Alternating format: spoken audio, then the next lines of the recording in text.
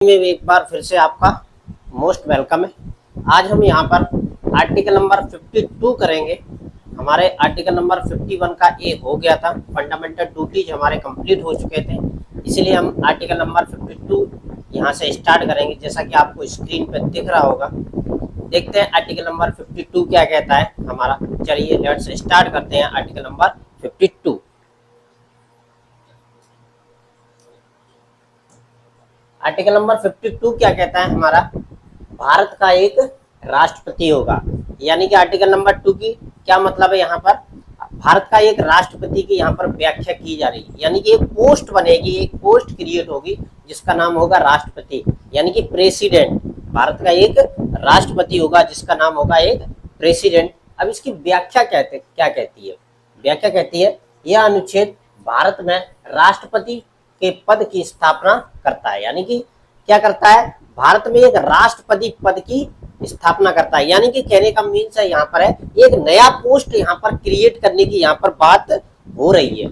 इसीलिए article number 52 क्या कहता है, भारत में एक राष्ट्रपति का पद होगा जो कि राष्ट्रपति के पद के लिए राष्ट्रपति का पद कहलाया जाएगा। विशेष रूप से इसे हमें हमेशा ध्यान रखना है।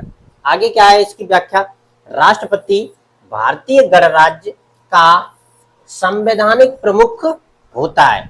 यानी कि भारत का यानी लोकतांत्रिक जो व्यवस्था है उसका प्रमुख माना जाएगा, चाहे केंद्र में हो चाहे राज्य में हो। यानी कि पूरा प्रमुख, ऑल ओवर इंडिया का प्रमुख माना जाएगा। कौन माना जाएगा, राष्ट्रपति माना जाएगा।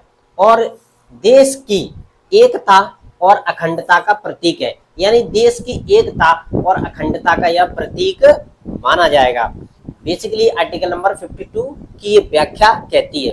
और देख लें और क्या कहता है, वह संघ की कार्यपालिका का और औपचारिक प्रमुख होता है। यानी कि संघ सेंटर में जिसकी गवर्नमेंट है, संघ की जो कार्यपालिका है उसका औपचारिक प्रमुख माना जाता है। और क्या समझते हैं इसके, हालांकि वास्तविक शक्ति प्रधानमंत्री और मंत्रिपरिषद के पास होती है। हालांकि ये वास्तविक शक्ति जो होती है वो किसके पास होती है, प्रधानमंत्री और मंत्रिपरिषद की पास होती है। क्योंकि भारत का मतलब प्रथम व्यक्ति भी राष्ट्रपति को माना जाता है और होता भी है, तो इसीलिए। लेकिन क्या है, मंत्रिपरिषद जो होती है उसकी सलाह पर राष्ट्रपति बेसिकली कार्य करता है। और जो प्रधानमंत्री होता है, मंत्रिपरिषद के द्वारा जो भी सलाह वगैरह दिए जाते हैं उसके लिए वो कार्य करता रहता है और राष्ट्रपति भी करता रहता है। लेकिन वास्तविक शक्ति यहाँ पर भारत में किसके पास है, प्रधानमंत्री के पास है। लेकिन अदर देशों में अगर हम चले जाएं, वहां पर वास्तविक शक्ति किसके पास होती है, प्रेसिडेंट के पास होते हैं बेसिकली, जिसे हम राष्ट्रपति के नाम से जानते हैं। चाहे अमेरिका चले जाएं और भी बहुत सारे देश हैं, वहां पर वास्तविक शक्ति किसके पास होती है, राष्ट्रपति के पास होती है। लेकिन हमारे देश में वास्तविक शक्ति प्रधानमंत्री के पास होती है और मंत्रिपरिषद के पास होती है। लेकिन ये क्या है, लेकिन राष्ट्रपति होता है लास्ट में जब तक अपने साइन सील नहीं कर देगा तब तक कोई भी लॉ भारत में लागू नहीं हो सकता है। क्योंकि ये क्या है, एकता और अखंडता का प्रतीक माना गया है।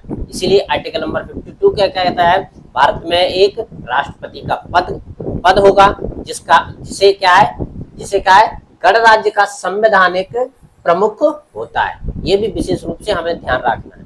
आई होप आर्टिकल नंबर 52 आपको समझ में आया होगा। इसी तरह के कंटिन्यू आपको वीडियो मिलते रहेंगे। समझ अकेडमी को लाइक करें, शेयर करें एंड सब्सक्राइब जरूर करें।